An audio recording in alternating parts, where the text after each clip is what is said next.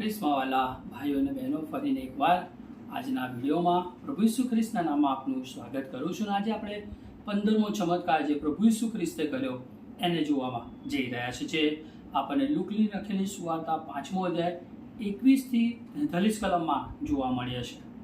મિત્રો, શરૂઆત કરીએ તો આપણે અહીં એક નિરાશાજનક પરિસ્થિતિમાંથી બીજી એક નિરાશાજનક પરિસ્થિતિમાં પ્રભુ ઈસુ ખ્રિસ્તને જાણે કે જઈ રહ્યા હોય એવું લાગે છે.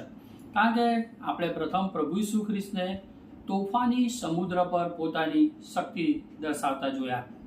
પછી એક દુષ્ટ આત્મા વળગેલો હતો, જે સેના તરીકે આપણે જોઈએ છીએ કે જેનામાં હતી, એને પણ સાજો કરે છે. પછી લોહીવાવાળી સ્ત્રીને પણ પ્રભુ ઈસુ ખ્રિસ્ત સાજી કરે છે.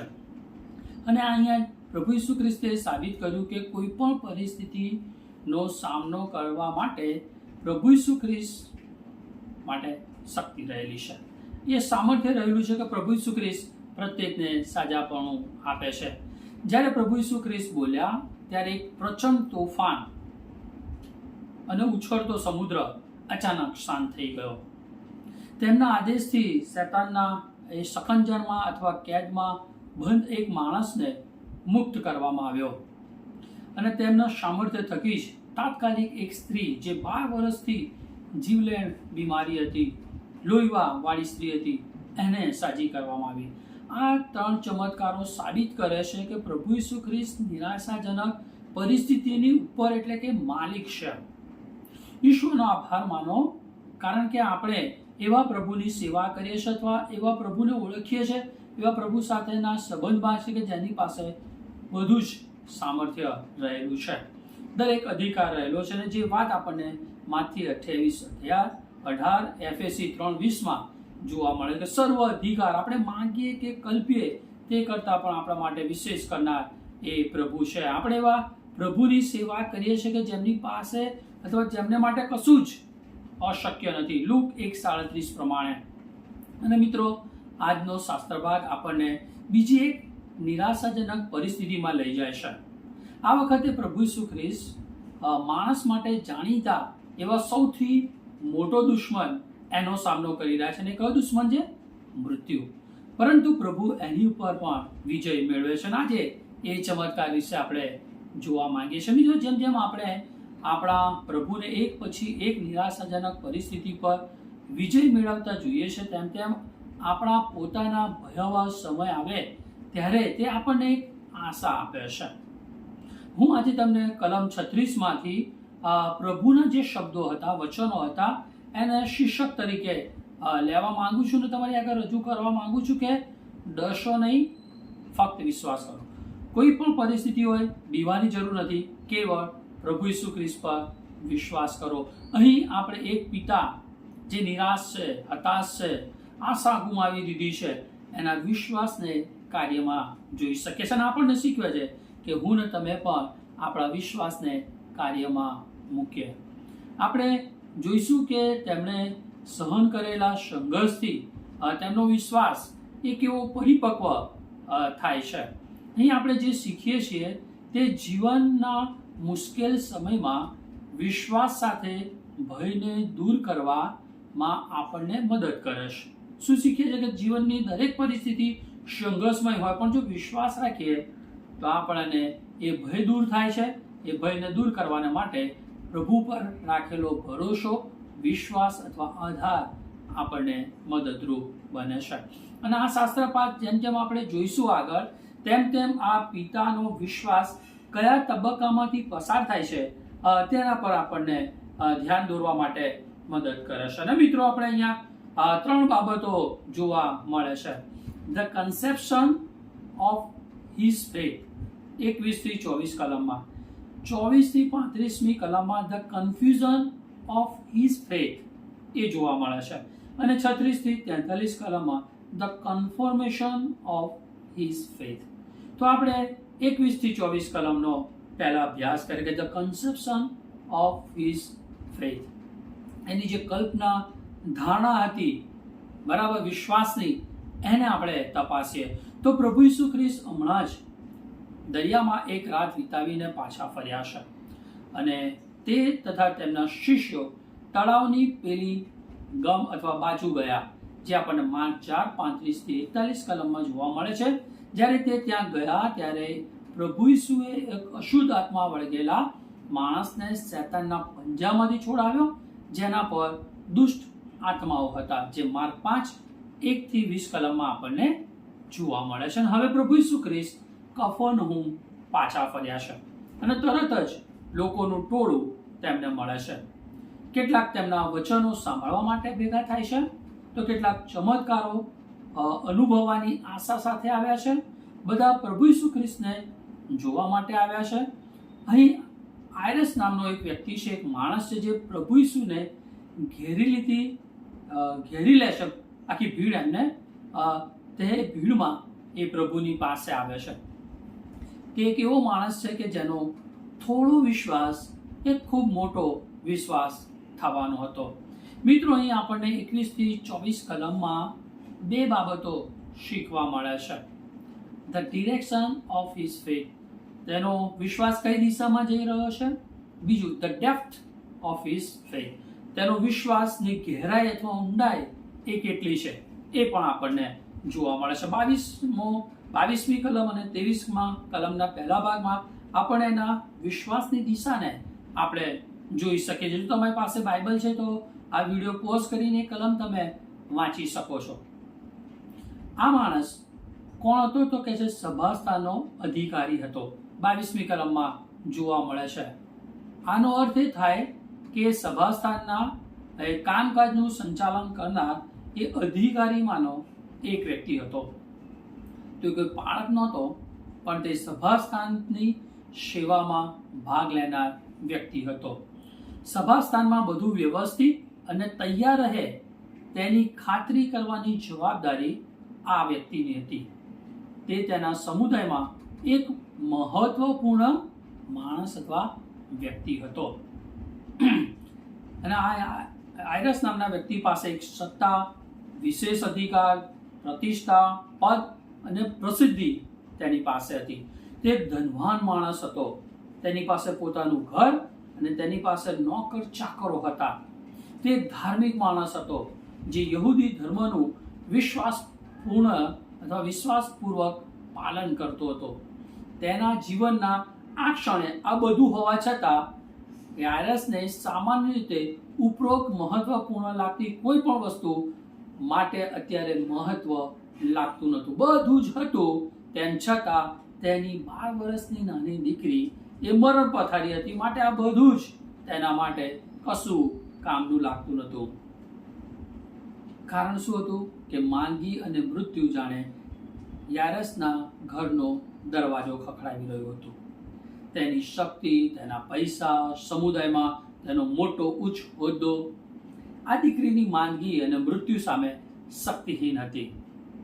તેની નાની પુત્રી જાણે કે મરી રહી હતી અને તેને આ સમયે આ બધી બાબતો નહીં, પૈસા કે હોદ્દો નહીં, માન મોભો નહીં, પણ એની દીકરી સાજી થાય એ માટે એને મદદની જરૂર હતી. કારણ કે આ બધી જ બાબતો, આ બધા વાના તેને મદદરૂપ થઈ શકે તેમ નહોતા. તે તૂટેલા હૃદયના પિતા જાણે છે કે તેને મદદની જરૂર છે અને તેણે પ્રભુ ઈસુ ખ્રિસ્ત વિશે સાંભળ્યું છે અને તે તેમની પાસે માટે એ દોડી જાય છે અને પ્રભુ ઈસુ ખ્રિસ્તના ચરણોમાં એ નમ્રપૂર્વક પડી જાય છે, નમી જાય છે. આ યાયરસ માટે મુશ્કેલ છે, કારણ કે બહુ મોભાદાર વ્યક્તિ છે. તેમ છતાં તેને ખબર છે કે તેની દીકરીને સાજું કરનાર બીજું કોઈ નહીં, કોઈ વાના નહીં, કોઈ વ્યક્તિ નહીં, પણ આ પ્રભુ ઈસુ ખ્રિસ્ત છે. માટે એ બધી જ બાબતો મૂકીને એ પ્રભુ ઈસુ ખ્રિસ્તના ચરણોમાં પડી જાય છે. અને મિત્રો, મને તમને શીખવે છે કે મારે ને તમારે પણ નમ્ર બનીને દરેક પરિસ્થિતિને પ્રભુની પાસે લાવવાની જરૂર છે. મિત્રો, આ યાયરસ માટે મુશ્કેલ હશે. છેવટે તે સભાસ્થાનનો એક શાસક, અધિકારી, ઉચ્ચ હોદ્દો ધરાવનાર એ વ્યક્તિ હતો. સેવા કાર્યમાં તેના બધા સાથીદારો ઈસુ અને તેમની પદ્ધતિને તો નાપસંદ કરે છે. છતાં આ પિતા ખૂબ જ નિરાશ છે અને તેણે છેવટે જરૂરી મદદ માટે કે છે પ્રભુ ઈસુના નામને જાણીને એમની તરફ વળે છે. મૃત્યુનો ડર, તેની પુત્રી પ્રત્યેનો, દીકરી પ્રત્યેનો પ્રેમ અને સંપૂર્ણ લાચારીની ભાવનાએ તેને પ્રભુ ઈસુ ખ્રિસ્ત તરફ દોરી જાય છે. યાયરસ ઈસુ વિશે જાણવા જેવું બધું જ સમજી શકતો નથી, પરંતુ તે માનવા લાગે છે કે આ માણસ સાજો કરી શકે છે. હું તમને યાદ અપાવવા માંગુ છું કે દુર્ઘટના એ વાતની પરવા નથી કરતી કે તમે કોણ છો. જીવનની કસોટીઓ તમને છોડીને જવાની નથી. અયુબ 14:1, યોહાન 16:33, સંકટ, તકલીફો, મુશ્કેલીઓ આપણા દ્વારે છે, પણ આપણે બીવાની જરૂર નથી. જેમ યાયરસ નામની વ્યક્તિ કરે છે તેમ મારે તમારે પણ કરવાની જરૂર છે. દુર્ઘટના એ વાતની પરવા નથી કરતી કે તમે ચર્ચમાં જાઓ છો, તમારો દશાંશ આપો છો, પ્રાર્થનાઓ કરો છો, સારા કામો કરો છો, પણ માંદગી અને મૃત્યુ તમારી સિદ્ધિઓ અને સંપત્તિઓની ઓછી પરવા કરી શકે છે. જ્યારે જીવનની કસોટીઓ આવે છે ત્યારે તમારે તમારી બહારના સંસાધનની જરૂર હોય છે. જ્યારે મૃત્યુ, માંદગી, દુઃખ, વૈવાહિક એટલે કે કૌટુંબિક પ્રશ્નો, મુશ્કેલીઓ, નાણાકીય ભીડ વગેરે આવે છે ત્યારે તમારે કોઈ ધર્મ કે આ દુનિયાની વસ્તુઓ કરતાં વધુની જરૂર છે, અને તે છે પ્રભુ ઈસુ ખ્રિસ્ત. તમારે એવા વિશ્વાસની જરૂર છે જે ફક્ત પ્રભુ ઈસુ ખ્રિસ્તમાં રાખવા દ્વારા, તેમના સામર્થ્ય પર આધાર રાખવા દ્વારા જ થઈ શકે છે. મિત્રો, આ દ્વારા હું તમને પ્રશ્ન કરીશ કે શું તમે ખરેખર આજ તમે શામાં વિશ્વાસ કરો છો? કોઈ વ્યક્તિ, સ્થળ કે વસ્તુ પર? મિત્રો, એ તમને નિરાશ કરી શકે છે, એ તમને મદદ નહીં કરે, પણ કેવળ પ્રભુ ઈસુ ખ્રિસ્ત પર રાખેલો વિશ્વાસ, પ્રભુ ઈસુ ખ્રિસ્ત પર દરેક પરિસ્થિતિ તમે અડેલો છો, એ તમને મદદ કરે છે. બીજી વસ્તુ, 23મી કલમનો બીજો ભાગ અને 24મી કલમ આપણને શીખવે છે the depth of his faith, તેના વિશ્વાસની ગહેરાઈ અથવા ઊંડાઈ. આપણે જોઈએ મિત્રો તો કદાચ આ યાયરસ એ સાંભળ્યું હશે કે ફક્ત ઈસુ ખ્રિસ્ત જ બીમાર વ્યક્તિને સ્પર્શ કરીને શું કરી શકે છે, કેવી રીતે સાજો કરી શકે છે. ચોક્કસ તેણે પ્રભુ ઈસુના સ્પર્શની અદ્ભુત શક્તિ વિશેની વાત પહેલેથી સાંભળી હશે. તે કદાચ સભાસ્થાનમાં અથવા દરિયા કિનારે પણ હશે જ્યારે ઈસુએ હાથ લંબાવ્યો, કોઈ દયાળુ વ્યક્તિને સ્પર્શ કર્યો અને તેમના રોગથી સાજા થયા. ભલે તેણે આ વિશે સાંભળ્યું હોય, પોતાની આંખથી જોયું હોય, યાયરસ માને છે કે તેને પોતાની પુત્રી માટે પ્રભુ ઈસુ ખ્રિસ્તની જરૂર છે. તે માને છે કે પ્રભુ ઈસુ ખ્રિસ્ત સ્પર્શ કરે છે તો એનું બાળક, તેની દીકરી એ સાજી થશે. આમ એ શક્તિશાળી માણસ એટલે કે પ્રભુ ઈસુ ખ્રિસ્તના ચરણોમાં પડી જાય છે, પોતાની જાતને એ નમ્ર બનાવે છે અને મદદનો પોકાર કરે છે. આ એના વિશ્વાસની ગહેરાઈ છે, ઊંડી શ્રદ્ધા છે. અને મિત્રો, પ્રભુ ઈસુ ખ્રિસ્ત પર મારા અને તમારા જીવનમાં પણ આ જ પ્રકારનો વિશ્વાસ ઈચ્છે છે. આપણે પ્રભુ ઈસુ ખ્રિસ્તના સામર્થ્ય પર વિશ્વાસ કરીએ. તે ઈચ્છે છે કે આપણે એવી જગ્યાએ આવીએ જ્યાં આપણે જાણીએ કે આપણું કશું જ નથી, આપણે કશું જ કરી શકતા નથી, પણ આપણે એવું માનીએ કે પ્રભુ ઈસુ ખ્રિસ્ત આપણા માટે બધું જ કરી શકે છે. આ વ્યક્તિની જેમ ઘણીવાર આપણી શ્રદ્ધા કે વિશ્વાસ નાનો હોય, નબળો હોય, પરંતુ જેમ જેમ આ વ્યક્તિ આગળ વધે છે અને પ્રભુને વિશ્વાસ મૂકે છે, એમની ક્ષમતા, ઈશ્વરના સામર્થ્ય પર વિશ્વાસ મૂકે છે, તેમ હું ને તમે પણ વિશ્વાસ કરે, કારણ કે પ્રભુ એવા વિશ્વાસને ઈચ્છે છે. માર્ક 9:23 કહે છે, જો તું કરી શકે, વિશ્વાસ રાખનારા તો સર્વ શક્ય છે. યોહાન 14:14 પણ તમે મારે નામે જે કંઈ માંગશો તે હું કરીશ. કારણ કે ઈશ્વર મારા તમારા જીવન દ્વારા, આપણી પરિસ્થિતિ દ્વારા એ મહિમા પામવા માંગે છે. માટે મારો તમારો વિશ્વાસ એ ઈશ્વર પર હોવો એ જરૂરી બને છે. પ્રભુ ઈસુ ખ્રિસ્તમાં વિશ્વાસ ખૂબ જ નાની શરૂઆતથી શરૂ થઈ શકે છે, પરંતુ તે લાંબા સમય સુધી તે રહી શકે છે. એટલે આપણો વિશ્વાસ છે પ્રભુ સુધી હોવો જોઈએ. ઈશ્વર પાસે આપણા જીવનના દિવસો દરમિયાન તેમની સાથે આપણે ચાલીએ, એ માર્ગમાં હું ને તમે આગળ વધીએ. આ વચનો દ્વારા, આ પહેલા મુદ્દા દ્વારા આપણને શીખવા મળે છે કે આપણે ગભરાવાની જરૂર નથી, પણ ફક્ત પ્રભુ ઈસુ ખ્રિસ્ત પર વિશ્વાસ મૂકવાની જરૂર છે. ગમે તેવું આપણી વિચારધારા હોય, ગમે તેવી પરિસ્થિતિ હોય, આપણે વિફળ બની ગયા હોય, પણ ગભરાવાની જરૂર નથી. આપણે પ્રભુ પર વિશ્વાસ મૂકવાની જરૂર છે. બીજા મુદ્દા તરફ ફરીએ, the confusion of his faith.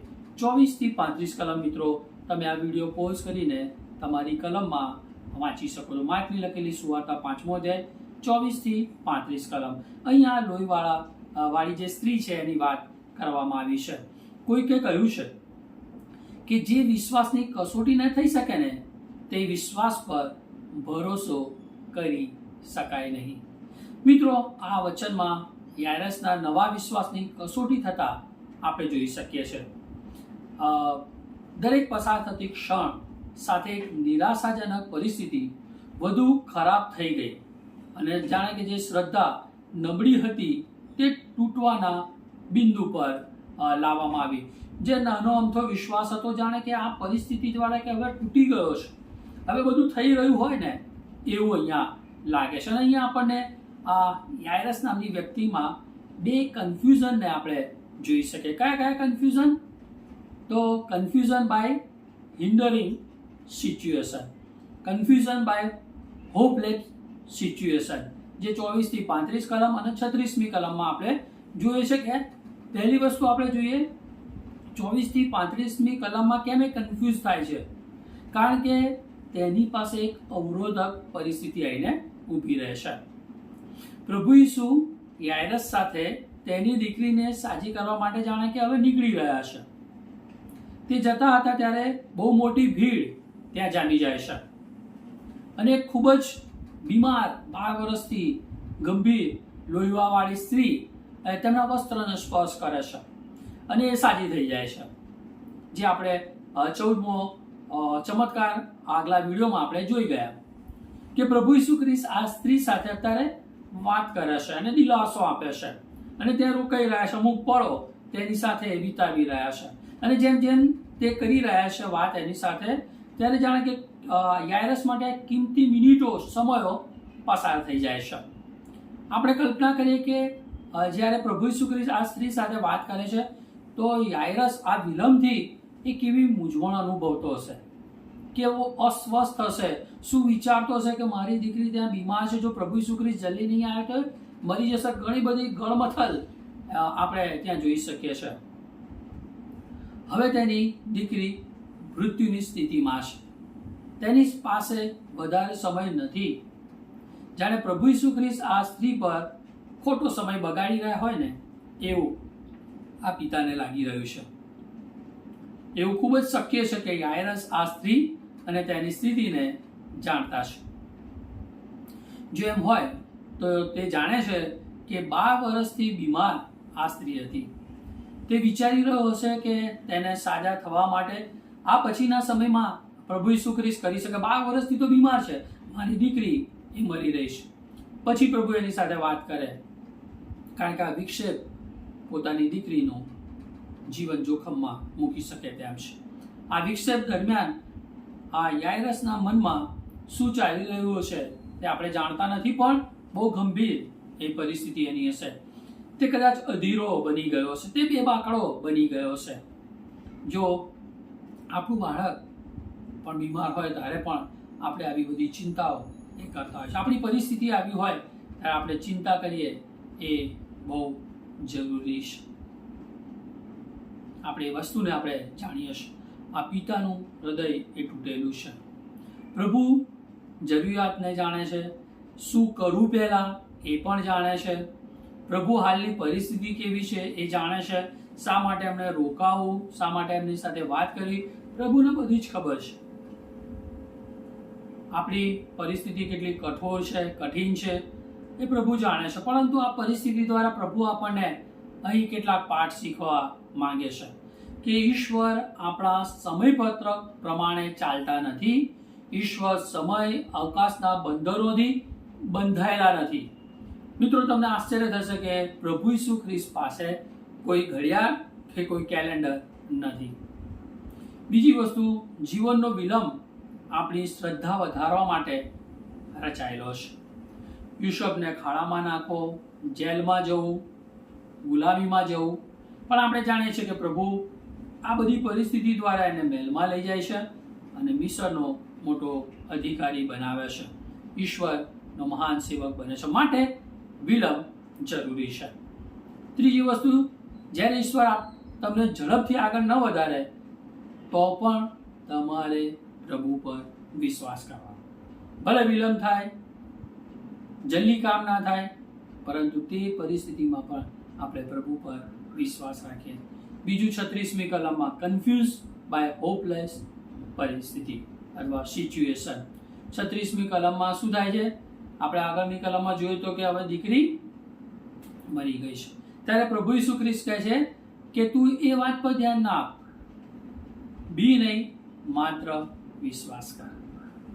બરાબર. હોપલેસ પરિસ્થિતિમાં પણ આપણે પ્રભુ પર વિશ્વાસ રાખવાની જરૂર છે. 35મી કલમમાં આપણે જોઈએ કે સ્ત્રીને સાજી કરીને તે વાત પૂરી કરીને આગળ વધી રહ્યા છે અને કેટલાક લોકો એ વિનાશક, બહુ જ ભયંકર, સ્વીકારી ના શકાય, વેદનાવાળા, દુઃખી સમાચારને લઈને આવે છે કે તારી દીકરી મૃત્યુ પામી છે. હવે પ્રભુ ઈસુ ખ્રિસ્તને તારે તકલીફ આપવાની જરૂર નથી. મિત્રો, અહીંયા કહે છે કે તું ઈસુને હેરાન ના કર, કારણ કે હવે દીકરી એ મૃત્યુ પામી છે. ચોક્કસ આ સમાચારે યાયરસ અને તેના પાયા સુધી હચમચાવી દીધો. ચોક્કસ આ સમાચારે તેના વિશ્વાસ પર હુમલો કર્યો. યાયરસને નિરાશાની ધાર પર લાવી દીધો. ચોક્કસ તેણે વિલંબ વિશે વિચાર્યું છે કે જો પ્રભુ અહીંયા રોકાય ના હોત ને તો મારી દીકરી મૃત્યુ પામી ના હોય. આપણને આશ્ચર્ય થાય કે શું તે પ્રભુ પ્રત્યે કળવાશ અનુભવી રહ્યો હશે? શું મિત્રો, તમે ક્યારે પણ આવી પરિસ્થિતિનો સામનો કર્યો છે કે પ્રભુ અત્યારે આ કામ કર્યું હોત, પ્રભુ અહીંયા હોત, આ પરિસ્થિતિ ના થાય? એ લાજરસ વિશે પણ આપણે જોઈ શકીએ છીએ કે એના તકલીફ અથવા બીમારીના સમાચાર સાંભળીને 2 દિવસ રોકાયો, માટે મૃત્યુ પામ્યો. માર્થા મરિયમ પણ કહે છે પ્રભુ તમે અહીંયા હોત તો મારો ભાઈ એ મરત નહીં. યોહાન 11 આપણે 1-3 વચનમાં જોઈએ છે. પણ પ્રભુ ક્યારેય વિલંબ કરતા નથી. આપણે જાણીએ છીએ કે લાજરસને એ સજીવન કરે છે. પ્રભુ નાનું ને પણ બહુ મોટું કામ કરવા માટે પણ અમુક સમયે વિલંબ કરે છે, આપણને વધારે વિફળ પરિસ્થિતિમાં એ મૂકે છે. અને આપણે અહીંયા મોટા ચમત્કારને જોઈએ છે કે લાજરસને મૃત્યુમાંથી સજીવન કરે છે. મિત્રો, આપણે આપણી દ્રષ્ટિથી જોઈ શકતા નથી કે ઈશ્વર પડદા પાછળ શું કરી રહ્યા છે. આપણે એ વસ્તુ જોવાની જરૂર છે. આપણે ધીરજ રાખવાની જરૂર છે કે પ્રભુ એક મોટી યોજના કરી રહ્યા છે, એક મોટું કામ અથવા એ ચમત્કાર આપણા જીવનમાં કરી રહ્યા છે. જ્યારે તમે ઈશ્વર શું કરી રહ્યા છે તે જોઈ શકતા નથી, ત્યારે પણ તમે પ્રભુ ઈસુ ખ્રિસ્ત પર વિશ્વાસ મૂકવાનું ચાલુ રાખો, કારણ કે વિશ્વાસ તમને ટકાવી રાખી શકે છે.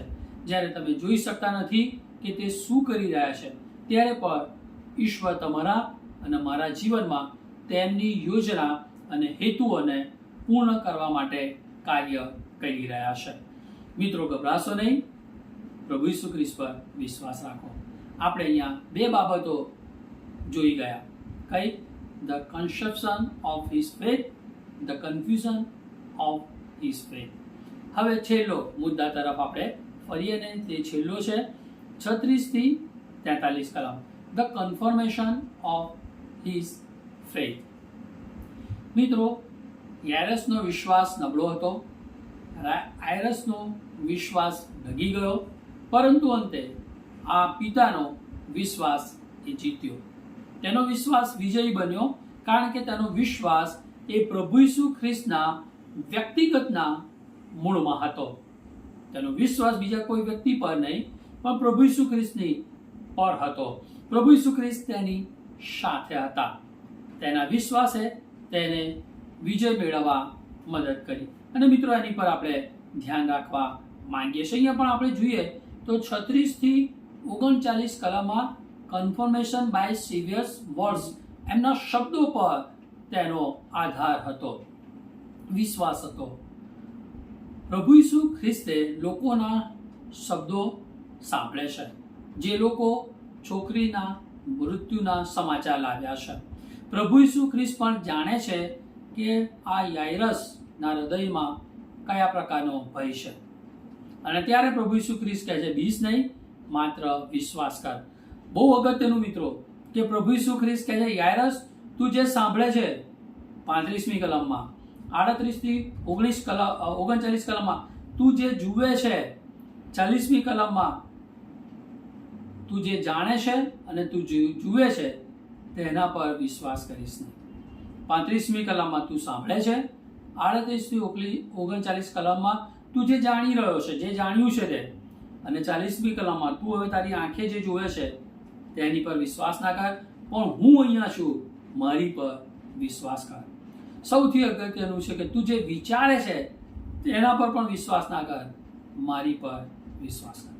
મિત્રો, આપણે જે સાંભળીએ છીએ, જે જાણીએ છીએ, જે જોઈએ છે, જે વિચારે છે એની પર નહીં, પણ પ્રભુ ઈસુ ખ્રિસ્ત પર વિશ્વાસ કર.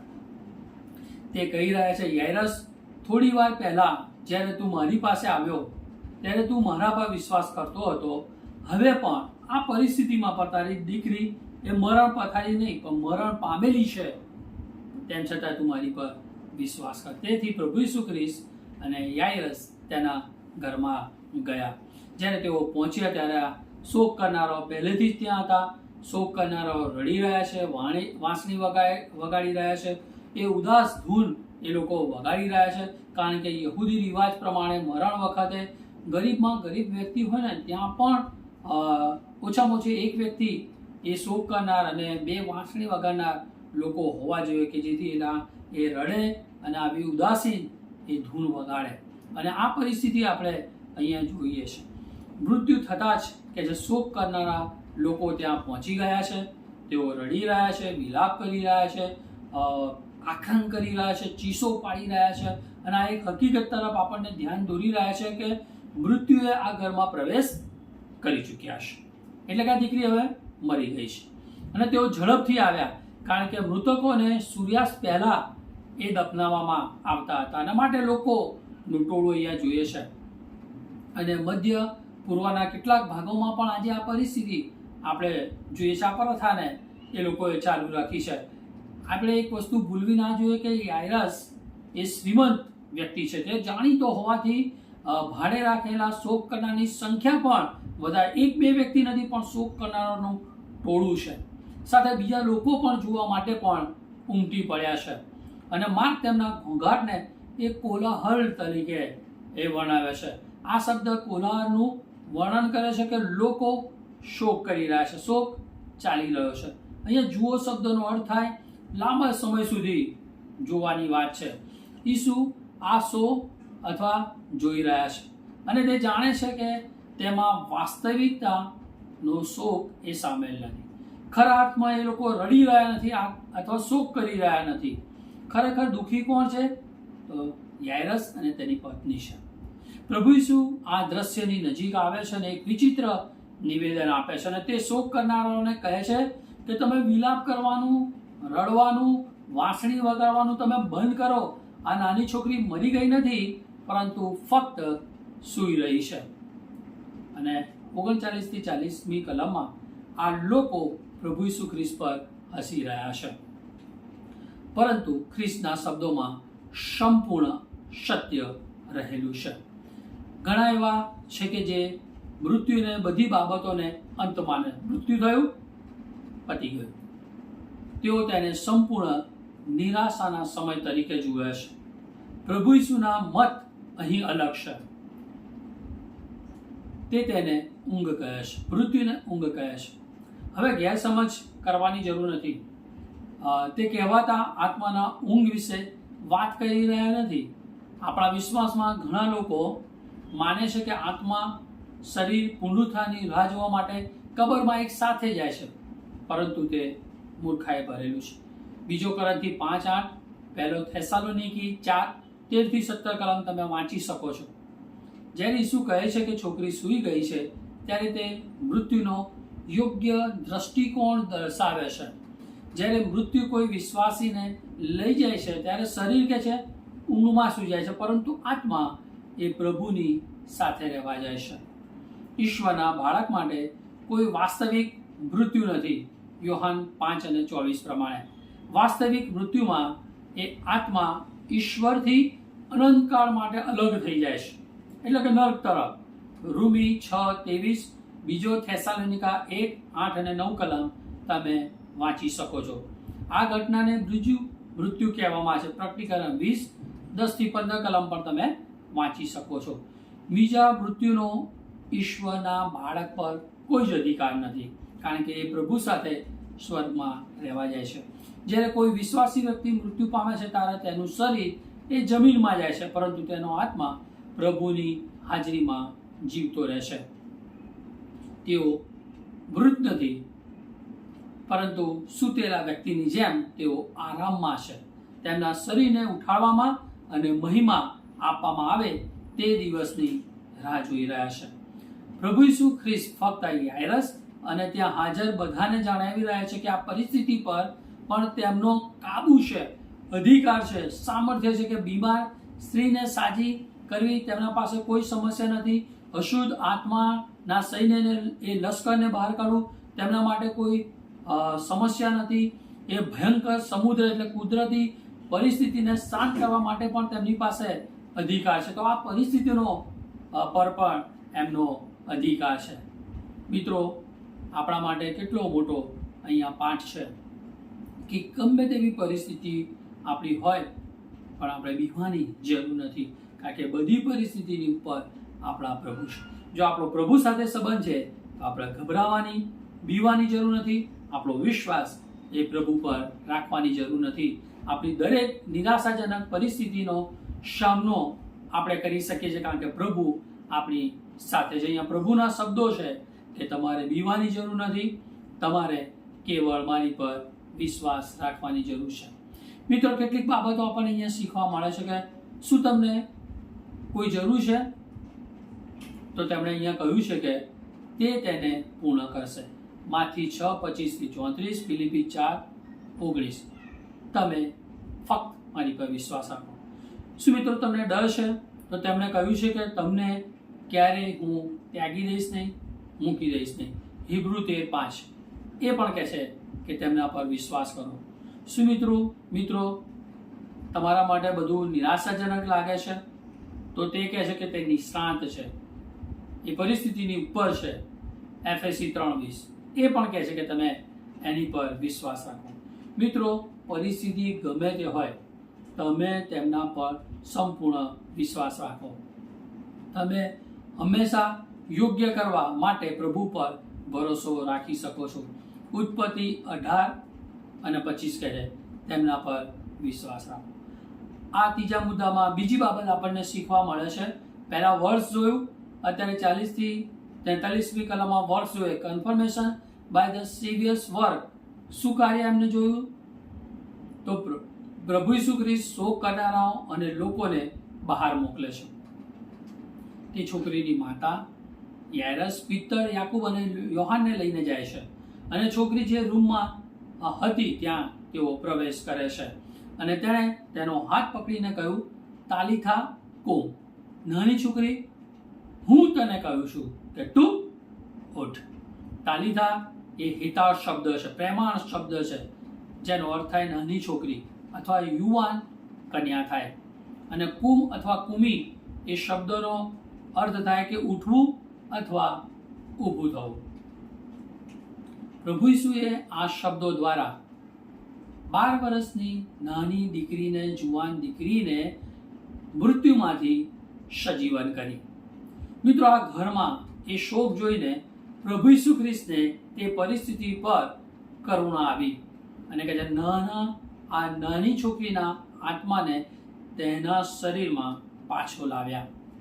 તે તેની આજ્ઞાનું પાલન કરે છે અને તરત જ તેને જીવન મળે છે. તે ઊભી થાય છે અને બધા આશ્ચર્યચકિત થઈ જાય છે. તે તમારા જીવનની પણ અશક્ય પરિસ્થિતિનો ઉકેલ લાવી શકે છે.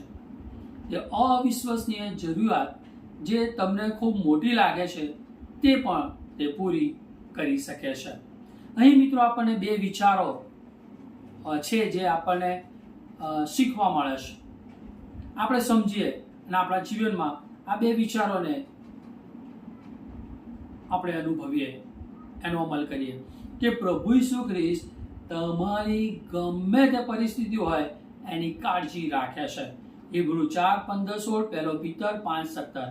અને બીજી વસ્તુ કે પ્રભુ ઈસુ ખ્રિસ્ત તમારી પરિસ્થિતિને સંભાળવાના સક્ષમ છે, સર્વ અધિકાર છે, ભલે ગમે તે પરિસ્થિતિ હોય.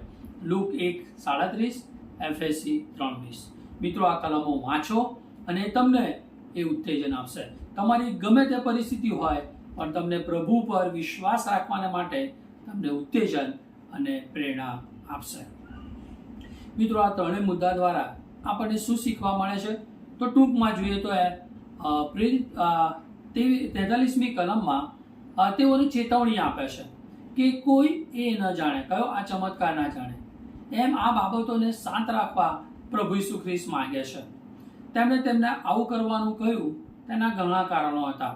તેમાંના બે કારણો તમારી આગળ મૂકવા માંગુ છું. પ્રથમ એ કે પ્રભુ ઈસુ ખ્રિસ્ત માટે યહૂદી લોકો સક્ષમ પોતાનો સંપૂર્ણ સાક્ષાત્કાર કરવાનો સમય નહોતો.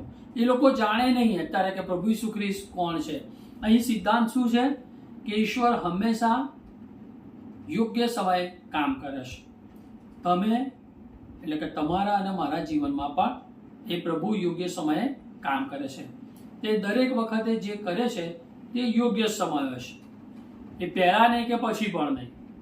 બરાબર? પ્રભુ કદી એ મોડું કરતા નથી. બીજું કે પ્રભુ ઈસુ ખ્રિસ્ત ઈચ્છતા ન હતા કે દરેક વ્યક્તિ એવું વિચારે કે જ્યારે તેઓ બીમાર હોય ત્યારે તેમને હંમેશા સાજા થવા મળશે, અથવા તો જો તેઓ મૃત્યુ પામશે તો પુનરુત્થાન અથવા ફરી સજીવન થશે. અહીં સિદ્ધાંત એ છે કે ઈશ્વર પાસે તમારા જીવન માટે એક ચોક્કસ યોજના છે. તે હંમેશા તેમના વચનો પાળશે, પરંતુ તે તેમને તે રીતે પૂર્ણ કરશે કે જ્યારે આપણે અપેક્ષા પણ રાખી ના હોય. પ્રભુ એમની ઈચ્છા પ્રમાણે અને એમની યોજના પ્રમાણે આપણા જીવનમાં કાર્ય કરશે. એટલે ઘણી વખત એવું આપણા જીવનમાં આપણે ઈચ્છ્યું એવું ના બને તો આપણે ઈશ્વરને બ્લેમ કરવાની જરૂર નથી, ઈશ્વરને મૂકી દેવાની જરૂર નથી, આપણે નિરાશ પરિસ્થિતિમાં જતું રહેવાનું નથી, પણ પ્રભુ પર ભરોસો રાખવાની જરૂર છે. પ્રભુ ઈસુ ખ્રિસ્ત સાથેની આ મુલાકાતથી યાયરસનો વિશ્વાસ વધ્યો. મિત્રો તમે પણ પ્રભુ ઈસુ ખ્રિસ્તની મુલાકાત લો, પ્રભુ સાથેના સંબંધમાં રહો, તો ચોક્કસ તમારા વિશ્વાસમાં વૃદ્ધિ થશે. તમારું કામ થાય કે ના થાય, પણ તમે પ્રભુ પર વિશ્વાસ કરો. જેમ સાદરાક, મેસાક ને અબેદનગોએ કીધું કે પ્રભુ બચાવે કે ના બચાવે, પણ અમે તો પ્રભુનું ભજન કરીશું. એના પર વિશ્વાસ રાખ્યો. મિત્રો આપણી પરિસ્થિતિ બદલાય કે ના બદલાય, પણ આપણે પ્રભુ પર ભરોસો રાખવાની જરૂર છે. ઈશ્વર આપણા જીવનમાં અદ્ભુત અને અવિશ્વસનીય સામર્થ્યનો આપણને અનુભવ કરાવશે. આજે હું તમને આ ચમત્કાર દ્વારા આ પ્રમાણે કહેવા માંગુ છું કે જ્યારે માંદગી આવે છે ત્યારે પ્રભુ પર વિશ્વાસ રાખો. જ્યારે મૃત્યુની પરિસ્થિતિ આપણા ઘરમાં, કુટુંબમાં આવે ત્યારે પણ પ્રભુ પર વિશ્વાસ રાખો. જ્યારે જીવનમાંથી આપણે એમ લાગે કે હવે પડી ગયા છે ત્યારે પ્રભુ પર વિશ્વાસ રાખો. જ્યારે તમારી પ્રાર્થનાઓના જવાબનો વિલંબ થાય છે ત્યારે પણ પ્રભુ પર વિશ્વાસ રાખો. જ્યારે તમારા વિશ્વાસમાં, જ્યારે લોકો તમારી મજાક ઉડાવી રહ્યા છે તમારા જીવન સંબંધી, ત્યારે પણ પ્રભુ પર વિશ્વાસ રાખો. જ્યારે તમે નિરાશાજનક પરિસ્થિતિમાં આવી ગયા છો ત્યારે પણ પ્રભુ પર વિશ્વાસ રાખો. મિત્રો જ્યારે આપણે આપણી સમસ્યાને પ્રભુની બાજુમાં મૂકીએ છીએ ત્યારે તે અચાનક ખૂબ જ નાની બની જાય છે. મેં પહેલાં પણ કીધું હતું મિત્રો, રાઈ દૂરથી જોઈએ તો નાનો દાણો છે, પણ જો આંખની કીકી પાસે લાવીએ તો એ મોટો દાણો બની જાય છે.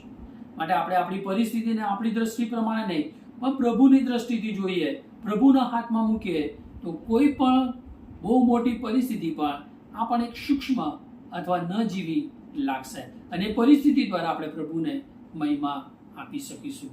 માટે આપણે આપણી દ્રષ્ટિથી જોઈએ નહીં, પણ પ્રભુની પાસે લાવીએ. મિત્રો, જ્યારે ઈશ્વરે શૂન્યમાંથી આખી સૃષ્ટિનું સર્જન કર્યું, જો એ કરી શકતા હોય, જો એ સમુદ્રને 2 ભાગ કરી શકતા હોય, સ્વર્ગમાંથી માનના આપી શકતા હોય, બીમારને સાજા કરી શકતા હોય, મૃત્યુને સજીવન કરી શકતા હોય, ખોવાયેલા આત્માને એ બચાવી શકે છે, એ કંઈ પણ કરી શકે છે, તો મિત્રો તમારી પરિસ્થિતિને પણ બદલી શકે છે. તમારા જીવનમાં પણ એ પ્રભુ અદ્ભુત ને અજાયબ એવું કામ કરી શકે છે.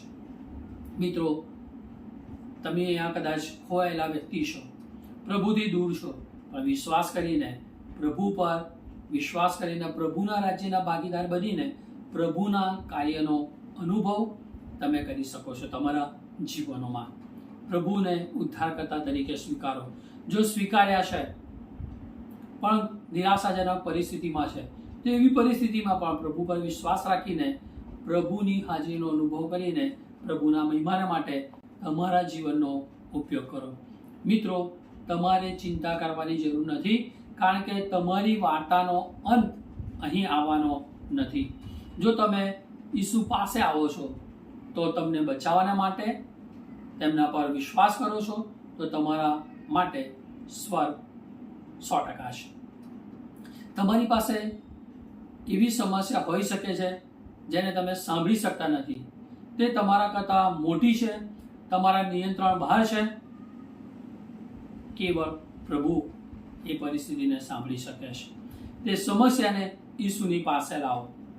તેમના મહિમા માટે, તેની સંભાળ રાખવા માટે તેમના પર વિશ્વાસ કરો. ઈસુમાં વિશ્વાસ કરો. તે કદી નિષ્ફળ જશે નહીં. તમે નિષ્ફળ જઈ શકો છો, આપણે નિષ્ફળ જઈ શકીએ છીએ, હું નિષ્ફળ જઈ શકું છું. કોઈ વ્યક્તિ, વસ્તુ અથવા સ્થળ પર ભરોસો રાખ્યો હોય એ નિષ્ફળ જઈ શકે છે, પ્રભુ કદી નિષ્ફળ જશે નહીં. ખ્રિસ્તી જીવનમાં આપણે મુશ્કેલ પરિસ્થિતિમાં હોઈ શકીએ છીએ, પણ આપણે ઈસુમાં આનંદ કરી શકીએ છીએ. શા માટે? તો છેલ્લું વચન, આપણે પ્રભુ ઈસુ ખ્રિસ્ત પર વિશ્વાસ કરવા દ્વારા આપણી જીતને જોઈ શકીએ છીએ અને પાકી કરી શકીએ. 1 કોરિન્થી 15 અને 57 કહે છે, પણ ઈશ્વર જે આપણા પ્રભુ ઈસુ ખ્રિસ્ત દ્વારા આપણને જય આપે છે, તેને ધન્યવાદ. શું મિત્રો, તમે વિજયવાન ખ્રિસ્તી જીવન જીવવા માંગો છો? તો તમે આજે જ પ્રભુ ઈસુ ખ્રિસ્ત પર સંપૂર્ણ પૂરો ભરોસો કરો.